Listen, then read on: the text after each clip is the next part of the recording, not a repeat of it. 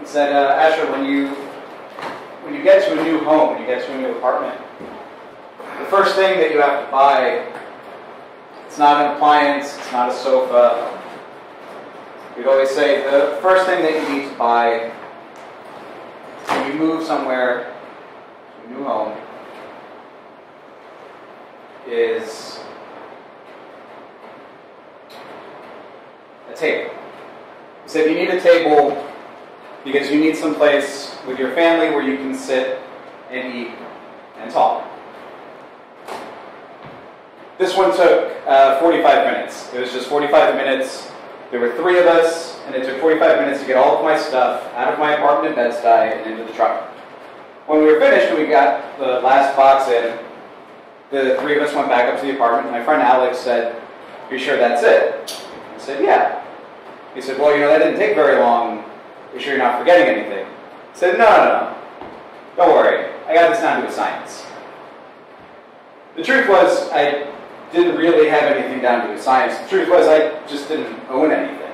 I didn't have anything to really warrant a move taking longer than 45 minutes. I had a couple boxes that I put a piece of wood over. That was my desk. I had a mattress with no bed frame, my computer, and a couple boxes and a bag of clothes, and that was it. The truth was, I was just trying to sound tough, and like I knew really what I was doing.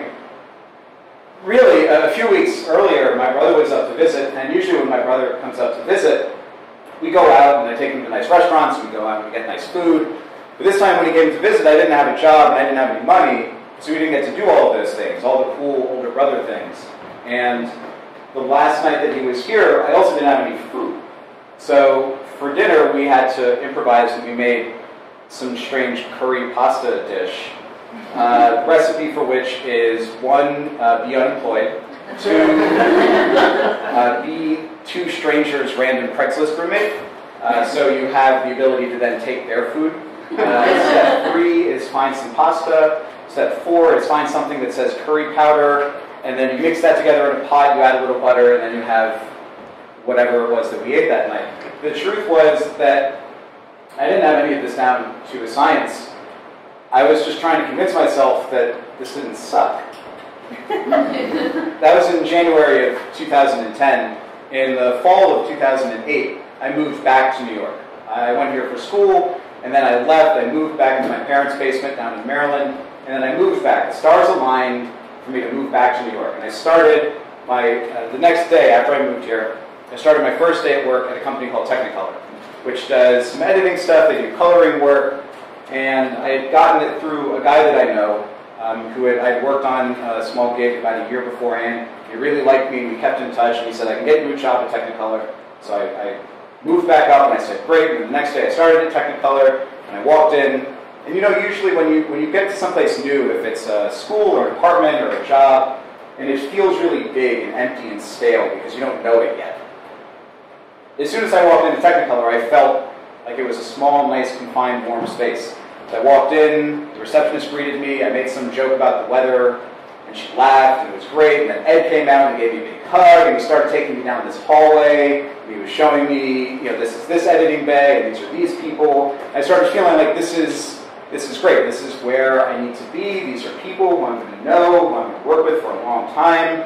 And he says, "I want to introduce you to one of the producers." I said, "Oh, this is so nice. This producer's going to take time out of his day to talk to me." I figured I'd probably have to do some kind of HR paperwork or something at that point anyway, so I go and meet with this guy, and he's saying, "We're so impressed with you, and we love your resume, and Ed speaks so highly of you."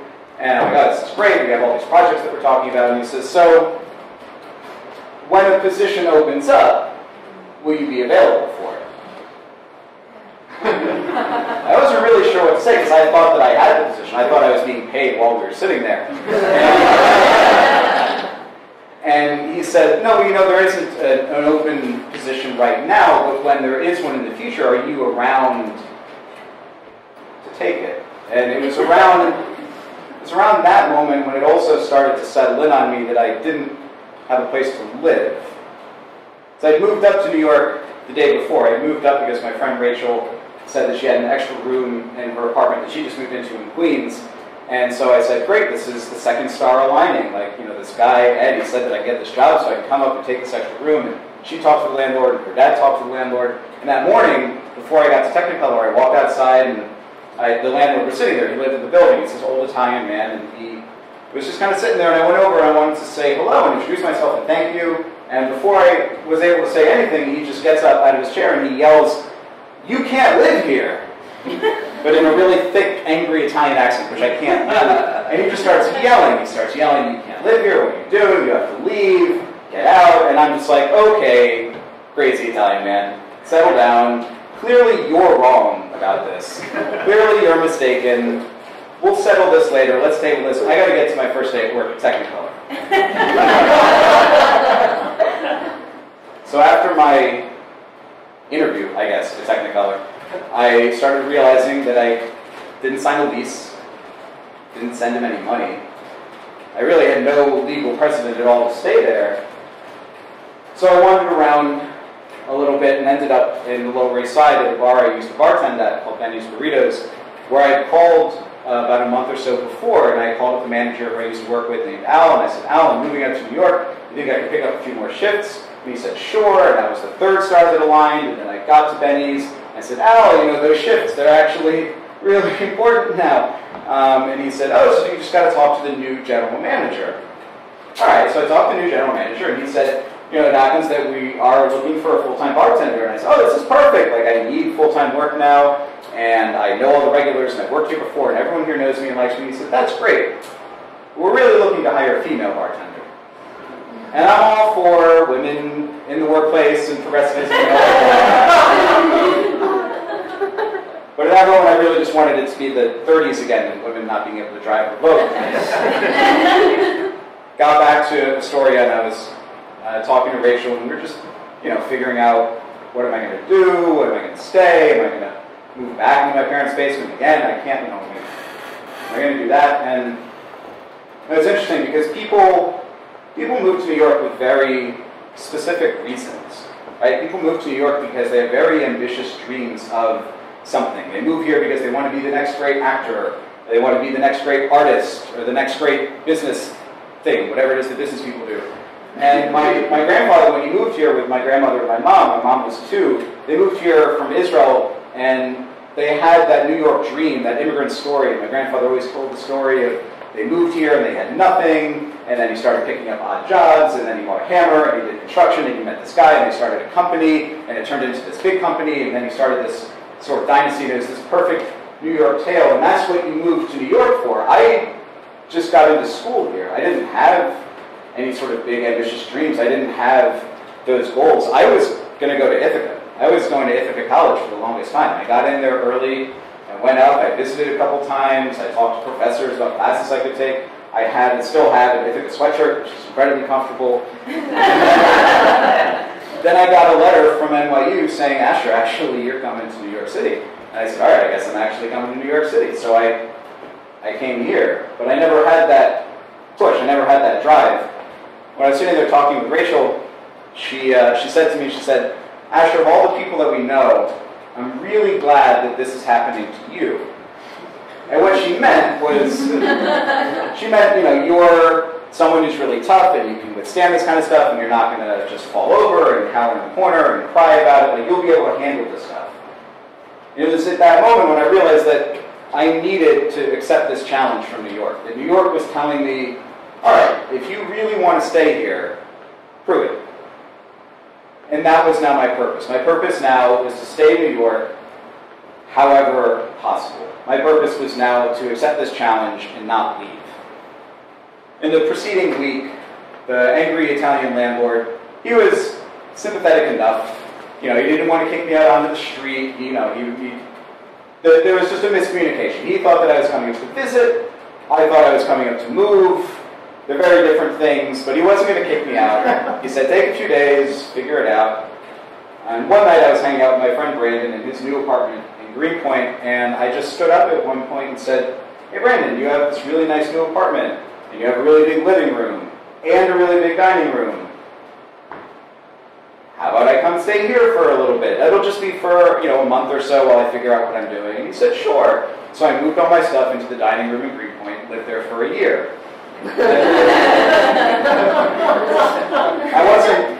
I wasn't under the table, I was next to the table.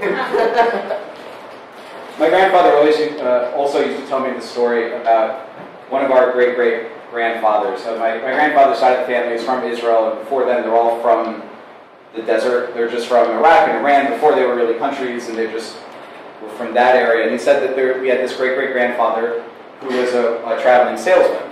And he would go around from town to town and sell his wares or whatever it is that he sold. And you have to also imagine back then there weren't hotels, there wasn't Airbnb, there wasn't couch surfing. So when you went to a new town, the only way that you had a bed and a warm meal was if you had a family.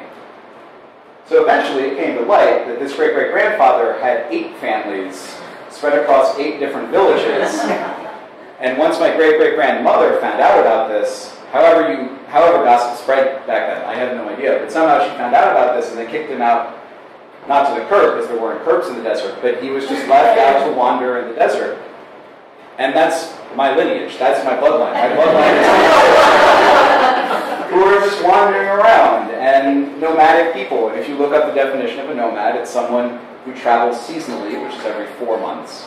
And between my move to Queens and then my 45-minute move from Bed-Stuy, I moved 5 times in 15 months, which is every 3 months, living up to my genetic heritage.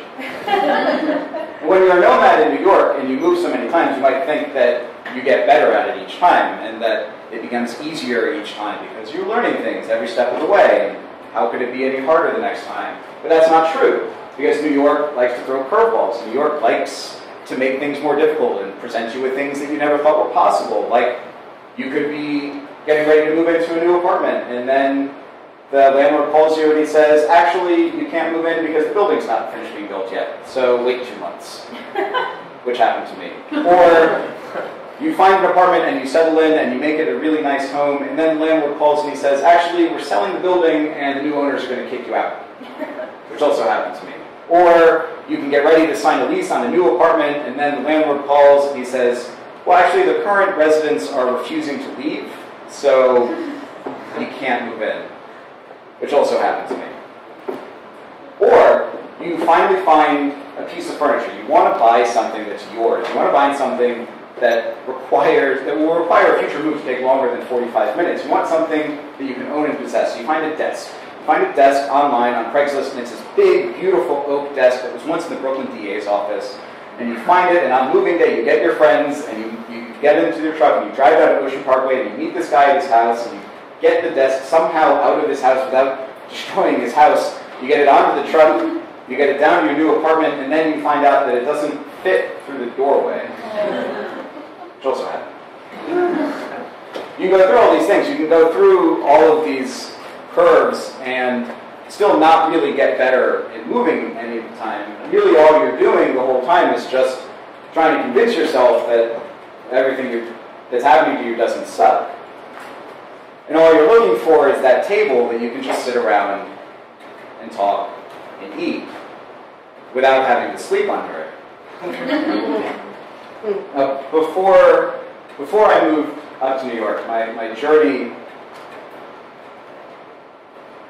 up to New York actually started a few months before I moved here.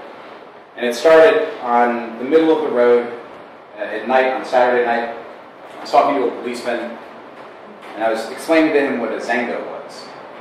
If anyone remembers Zanga, they were kind of like live journals. They were like an online blog before there were really blogs, and you wrote your feelings and stuff, and it was all very high school. So I was in high school, I was in theater. And if any of you were in theater, you know that it's not just really an after-school club, it's more of a family. And we always did 2 shows. We did a musical in the fall, and we did a play in the spring. My senior year, I never did the musicals. I didn't want to do those. I ran tech for the musicals because I didn't want to sing and dance. Until my senior year, when everyone in theater made me be an Annie, and then I was consequently every other part in Annie other than Annie. And in the spring, we were doing David Ives' On the Timing, which is a series of short plays. So on Saturday night, the weekend of our show, of our senior show, Saturday night, after the show, we all go out to get pizza, because that's what you do. And I was getting up and I left to go make a Taco Bell run, because that's also what we do. And as I was leaving, I was walking to my car, and my friend Shelly comes running up to me, and she has tears in her eyes. She says, "Asher, can you drive me somewhere?" I say, "Sure." Because when a friend comes running up to you and she's almost crying, you just say yes, and you just do whatever it is that she's gonna ask. So we get in the car, and she says, "Can you drive us down to Indian Springs?" which is a crossroad not too far from where we were. And I said, "Sure, why are we going there?" She says, "Well, I think Kat just tried to kill herself."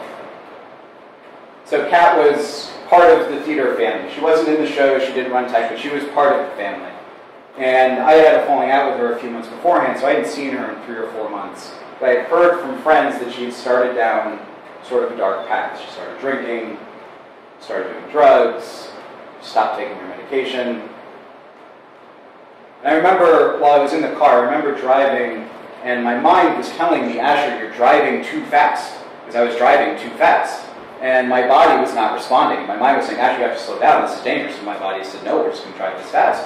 But we got down to the scene, and there was just a cop who was just getting out of his car. He hadn't taped anything off yet. There was an ambulance with its lights still going. There was a blue car off on the side. And I stop in the middle of the road, and I get out, and Shelly gets out, and she collapses and starts crying on the ground. The cop comes over to me and he says, "Excuse me, sir, you have to leave." I say, no, we know what's going on. He says, "No, excuse me, there's been an accident, you have to leave." I said, "No, it wasn't an accident. We know it's our friend Kat. She jumped in front of the car." He said, "How do you know that?" I said, "Well, she wrote about it on her Zengo." "What's a Zengo?" "Well, it's this thing on a website, and you can write stuff on it. Let me give you a web address." So I ended up explaining what a Zengo was to about 4 different tiers of police force that night. We stayed there. Kat at that point had been taken away to the hospital, and some friends came. They roped off the area eventually. And off on the side, I remember seeing the woman who was driving the car, and she was still there. She was being treated by the EMTs. I remember thinking that I really wanted to go over to her, and I wanted to say, this wasn't your fault. You just got in the way. And I wanted to go over and reassure her, but I never had the chance to. The next morning was the morning of our show. It's our last show. It's our senior show. We didn't know if we were going to do the show. We didn't know what was going to happen. So I got up early and I went to Shelly's house, where my friends Dan and Katie were staying. They were getting ready to go to the hospital to go visit Kat. And I got there and I said, "Sure, like that, yes, that's what we're doing. Let's all go to the hospital right now. Forget the show, it doesn't matter. We're just going to go." Dan and Shelly said, "Of course, let's go, we're going, let's go." And then Katie stopped and she said, "Asher, you have to go to the high school." And Dan and Shelly started screaming. They were yelling. They were saying, "No, of course he doesn't have to go to the high school. That show doesn't matter. We have to go see our friends. What are you thinking?" And then through all of that, around being surrounded by all of this, Katie just looked me straight in the eye. She said, "Asher, show must go on." So they went to the hospital. I went to the high school. When I got there, no one really knew what was going on. There were people wandering around aimlessly. There were people sitting throughout the theater. There were people crying. A bunch of us who were seniors got together. We were talking with the theater directors. Are we going to do the show? Can we do the show? Is it appropriate to do the show? Of course we're going to do the show. We have to do the show. We landed on, we'll do the show. Someone then brought up, well, Katie, who is now at the hospital visiting Kat, Katie was in one of the plays. So David has on the timing. We were doing about 10 or 12 of the plays, and she was in one of them. She was in one called Words, Words, Words, which is about 3 monkeys typing on typewriters until they type Shakespeare. And so we just said, well, she's only in that one, so we'll just cut that one, and we'll just do the rest of it. It's fine. It's not a big deal. My friend Greg, who was in Words, Words, Words, he then said, well, if we're not doing that one, then I don't want to do any of the ones that I'm in. I just don't feel like it. I can't bring myself to do this right now. And Greg was in 3 or 4 of them, so if he didn't do it, then it was a whole different thing. And then we'd have to go back to maybe not doing the show. We're arguing about it, and I said, I'll do it. I'll read her part. And they said, how are you going to read the part? I said, I'll walk out on stage with a script, and I'll read the part. I said, Asher, you can't play the role of female monkey. Well, her dress is backstage. I'll go try it on, and if it fits, do it. I'm walking backstage down the hallway to the dressing room, which is a hallway I know as well as any hallway I've ever lived in any house that I've ever lived in. And until I got to that dressing room, I didn't want to be there. I wanted to be at the hospital. I wanted to be there to see Kat, to try and talk to her, to say something to her, to let her know that I was there for her. I get to the dressing room and I put on the dress. And it doesn't really fit. Katie is a smaller person than I am. It's not incredibly flattering to me or my chest hair, but with the help of my friends, we got it on, and I walked back out, and Greg saw me and he said, look, if you're going to wear that stupid dress, then I'll do it. Let's do it. Let's do all of them. Let's just do it. We started walking around and getting people more amped up to do the show. Let's do the show. Let's do it. Let's have a show that we can do. That's when I started realizing why Katie knew that I had to come back to the high school. But we did the show. We did the whole show. I went on stage, I wore the dress, I took a script out, we threw bananas at each other. It was great. And for those 2 hours that we were able to do the show, we got to be kids again. We didn't have to deal with everything that was falling apart around us. For those 2 hours, we got to convince ourselves that everything didn't suck. And we were cleaning up after the show, and I was sweeping up on stage, still in that bubble. It wasn't until a friend of mine came over, he said, Asher, we have to go. We're probably going to hear something back from Dan or Shelley soon. And that's when the bubble kind of burst, and we all came back to the reality that we were in. A couple days later, Kat eventually passed away. And I remember talking to a friend of mine about all the things that you talk about that there are no answers to, all the questions that you have, that there are really no relevant answers to, the hows, the whys.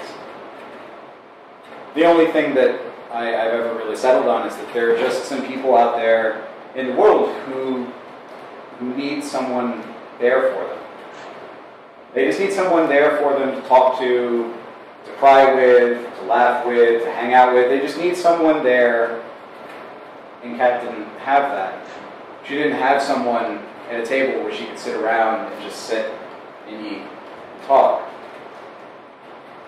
She was lost, and she didn't know how to find her way.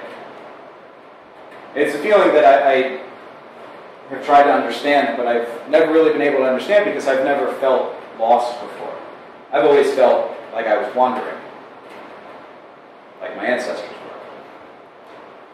And I wandered from Lay Hill Road talking to that cop, and I made my way up to New York, and I wandered into apartments and into bartending jobs, and I wandered into dining rooms, and I wandered into other strange jobs.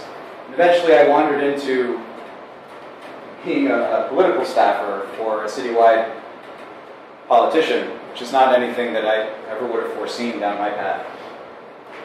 And I eventually had another moment where I was facing off with a figure of authority, except this time it wasn't a cop, it was a security guard. And I wasn't on the middle of the road, I was in a ballroom, and I was surrounded by thousands of Japanese people, which I also wasn't really expecting.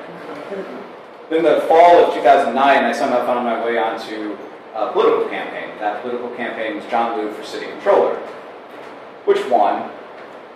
You're welcome. I was then eventually hired on as a staffer, and I was hired on as what's known as a political hire. So basically, what happens is someone calls someone and they say you have to hire this guy Asher, and then on the other end, someone says, "Okay, why are we hiring him?" They say, "Well, you just have to. Does he have any discernible skills or anything pertinent to the office of the city controller?" I said, "No, it doesn't matter. You just have to hire him." So they hired me, and I didn't really have a job for several weeks. I answered phones and did basic clerical work, and eventually they put me into what's known as public affairs, which is the nice way of saying letting people yell at you. I'd go out and talk to people in the community and go to events and set up town halls and go to town halls and that kind of stuff. It also meant staffing John when he went to events. So staffing John when you would go somewhere, and really for any kind of politician, is you set up that event. So you call them ahead of time, you know exactly what's going to happen, when it's going to happen, you then get there early, you meet with everyone, you start schmoozing the room, you see who's there, you know exactly which way he's going to come in, you know where he's going to sit, you know where he's going to speak, you know who's going to speak before him, after him, everything. And you relay that information over to him so that when he gets there, he walks in and he knows everything that's going on. And it seems like he's just the smartest man in the room. So if you ever see a politician out at an event and it seems like they know everything, they probably don't. They just have good staffers. And I really liked doing that work. I thought it was a lot of fun. It was always fun keeping me on my toes and going and talk to new people and figuring stuff out on the fly. And I particularly liked Asian events because John Blue, if you don't know, is an Asian man. He didn't lose his Asianness. He's an Asian man, and he was very big in the Asian community. He was the first citywide elected Asian American, and they loved him. Every Chinese, Japanese, Korean, Thai, every Asian community took him in. And so if you went to an Asian event, they rolled out the red carpet for you. I'm Asher from John Blue's office. Oh, right this way, sir. What can we get for you? What do you need? It was great. And for whatever reason, because I'm Jewish, they like me a little more. I've never really understood that, but it's just true. And one day, I was about ready to go home, and it was near the end of the day, and someone came over, and they said, Asher, can you staff this event tonight? Usually you staff events that you set up, but every now and then someone can't do it, or someone gets sick, or for whatever reason they can't actually be there at the event.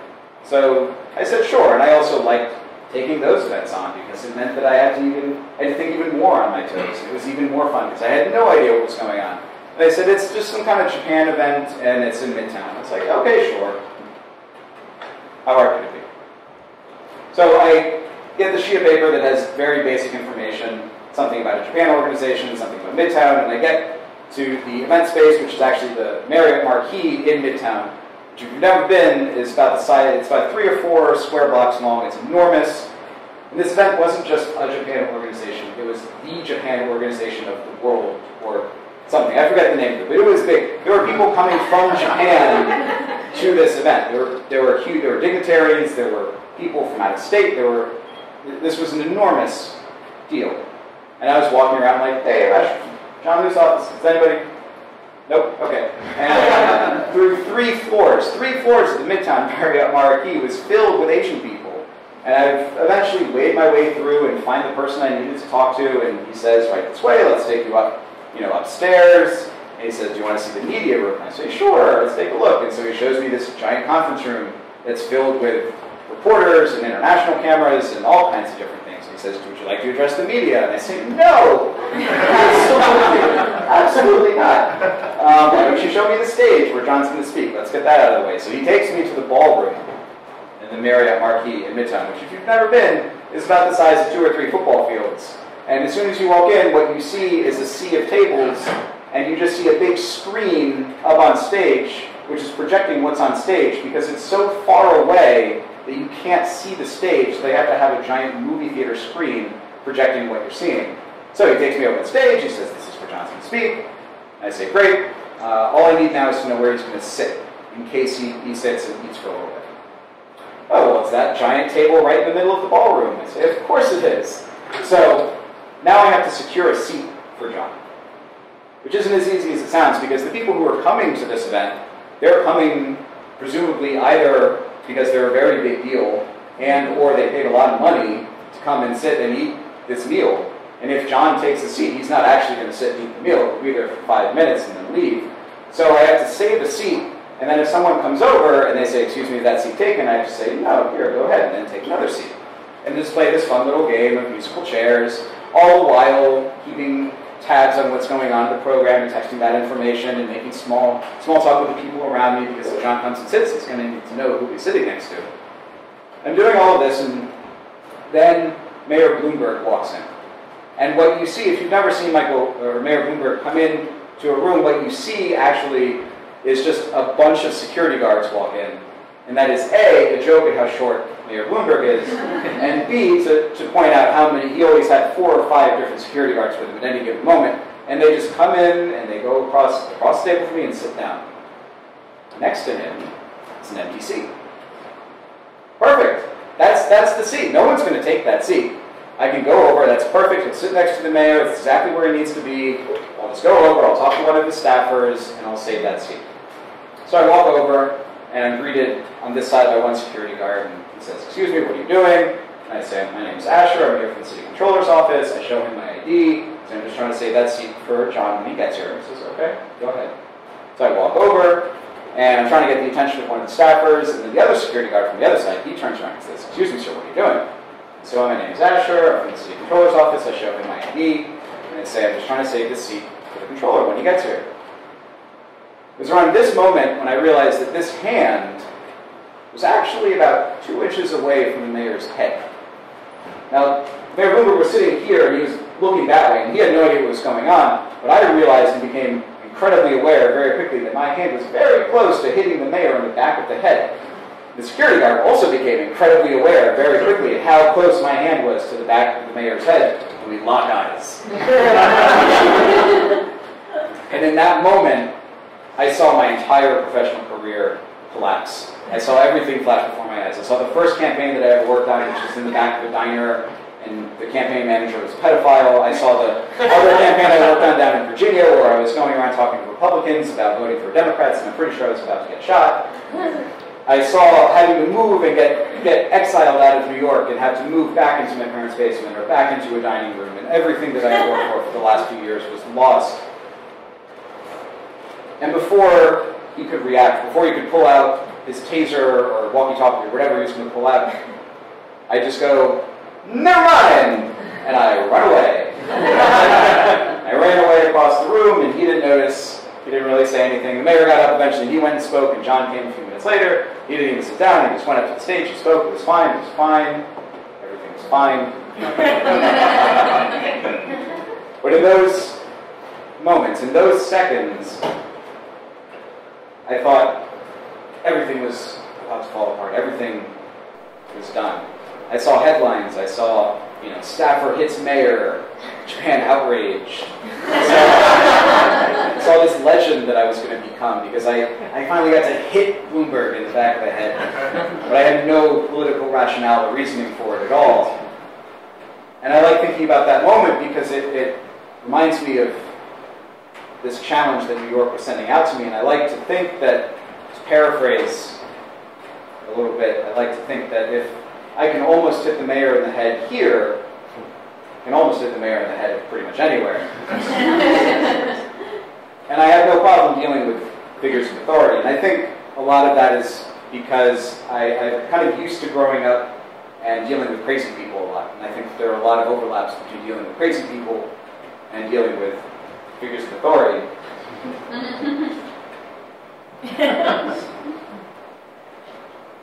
So since I was 15, I was working at fast food. I had a job at KFC where I dealt with a lot of homeless people, dealt with a lot of crazy people. And my mom always used to tell me when I was growing up, she said, "Asher, for whatever reason, crazy people are just kind of drawn to you. Kind of like a magnet." It's like, "Thanks, Mom." And I would then use those skills and those abilities through bartending, and then I was a night manager at a place, at a restaurant bar in the East Village called Sidewalk Cafe. And the night manager's responsibilities were basically just keeping the peace in the restaurant and keeping everything clean and keeping everything going. Sidewalk Cafe is near Tompkins Park, which is basically a hotbed for heroin addicts and homeless people, and the crossover between the two. So most of my job was just kind of dealing with homeless people and asking them to leave. It was the general policy of the restaurant to just make every time a homeless person comes, just shoo them away. And I really like that policy. I much preferred talking to them, and if they were nice and reasonable, letting them sit for a few minutes and have some water. And if they wanted to go to the bathroom, I'd say that's fine, but in 5 minutes I'm going to come down and kick you out. And it was an interesting sort of dance we had to play, because they were going to come no matter what, and it was my job to keep people in the restaurant happy. But if a homeless guy in the street starts talking to someone and they're having a pleasant conversation, I don't know how it's my place to shoo them away just because two people are talking on the sidewalk. This dilemma was exacerbated over our brunches. because we had a big outdoor space on the sidewalk, and we had really busy brunches. And that always meant that there were a lot of homeless people coming all the time and talking to people up along the sidewalk. And I always had to gauge whether or not the people along the side were fine with the person coming, or whether or not they were really being upset, or what was going on. So it was a fun little game of reading things really quickly that I liked. One Sunday I was particularly busy, and I'm looking down the street, and I see a homeless guy coming. And I can tell even from a distance, he's kind of shaky. And he's walking, and he has a bushel of flowers, and he eventually gets to the people, and he starts offering them flowers, and I can tell that they're put off, and I can tell that they don't really want to talk to him. So I walk over to him, and I say, "Excuse me, sir, I'm sorry, but you have to, you can't talk to the customers, you have to leave, I'm sorry." And he turns to me, and he grabs my shoulder, and he says, "Am I pretty?" I dealt with a lot of homeless people before, and I've never been asked that before. And he has me by the shoulder, "Am I pretty?" I look him in the eyes, and I can tell that there's something that's not right. There's something that's off. And I can also see every person that's just walked past him. I can see every person that saw a problem and just ignored him. I can see everyone who he's gone to try and talk to and just shoot him away. Am I pretty? What I told him is something that I wish someone had told me every time I got kicked out of an apartment. Something that I wish I was told every time I was fired, or had to talk to a cop or a security guard. Something that I wish I could have told the woman in the blue car. Something that I wish my brother could have told me when we were eating shitty pasta. Something that I wish I could have told Kat once more. Something that I think we all need to hear when we're just trying to live here and exist in New York City. He grabbed my shoulder, looked me in the eyes, and said, "Am I pretty?" I said, "Yes, you're beautiful." And he nodded, and smiled, and he walked away. A little while ago, I was on my way home from work. It was a particularly long day, and all I really wanted to do was get home. And I get to my subway stop, and at the top of the stairs, I hear the train coming. And I know that at this stop, I have exactly the amount of time that it takes to run down the stairs and get onto the train. Every stop's a little different based on where the stairs are and the turnstiles are. And with this one, I have the precise amount of time based on when the train is coming. So I run down the stairs, I flip out my wallet, I take out the subway card, I swipe it through, I get it back in my wallet, back into my pocket, run fluid motion. It's not an easy maneuver. I don't recommend it unless you've had some practice. And I see the doors, and they close. But I know they're going to open again. And standing right in front of me, motionless, is a family of tourists. Just enamored with the subway, which is fine, because the subway is an incredible feat of engineering, which we should appreciate more than we do. But not when you're in my way. So without thinking, I don't know what came over me, but I just bulldozed my way straight through them. I think I threw punches. I'm pretty sure I kicked the kid in the head. And I Superman my way into the door, and I get it before, and I pry it open, and I fall into the subway, and I look back, and through the door, I just see them standing there just stunned and confused and upset. And all they see through the glass is just me going. I knew it was bad because people on the train were moving away from me. Stay away from that guy. And I eventually calmed myself down and sat down, collected myself, and I realized that I was now a part of this family's story. And when they go home, someone's going to say, "Hey, how was New York?" And they're going to say, "Oh, it was great. You know, we ate really great food, we saw really great sights, but you'll never believe what this goddamn New Yorker did to us." They're going to be talking about me. I don't know if I can call myself a New Yorker. I don't know if living here for 10 years is enough to earn that title. I don't know if it's 100 years. I don't know if it's based on time at all, or just sort of things that happen to you. The truth is, I don't have this down to a science. And most of the time, I'm really just trying to figure out ways to convince myself that this doesn't suck. But I know, and I've learned that that's okay, because you're here, and I'm here. We have these tables that we can sit around and eat and talk. Thank you.